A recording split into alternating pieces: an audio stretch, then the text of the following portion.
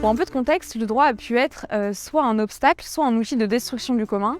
Et moi, dans ce mémoire, j'ai voulu montrer comment est-ce que le droit pouvait être un outil pour sécuriser et pérenniser le commun. Et pour ce faire, je suis allée à la recherche d'outils juridiques existants, mobilisés par des collectifs, pour mettre en commun une ressource.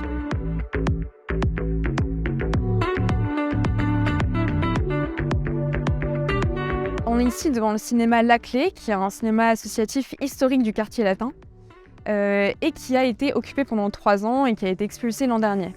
Donc j'ai choisi ce lieu pour 2 raisons. D'une part parce que ça nous rappelle l'héritage des communs, qui est celui des luttes, et d'autre part parce que ça a été un cas d'étude dans mon mémoire, puisque ce lieu est en train d'être racheté via le véhicule du fonds de dotation.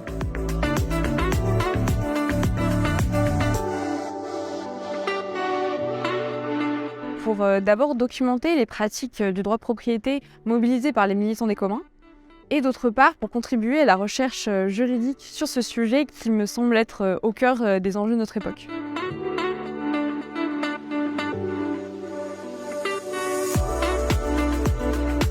Le droit de propriété a longtemps été considéré comme incompatible avec les pratiques de commun. Et moi, j'essaie de démontrer comment celle-ci dépasse le rapport individuel, exclusif et absolu que nous avons hérité de la Révolution. Et pour cela, j'ai mobilisé 2 mécanismes juridiques, celui de l'indisponibilité, qui met en retrait un bien de la sphère marchande, et celui de l'affectation, qui attribue à un bien une fonction sociale environnementale.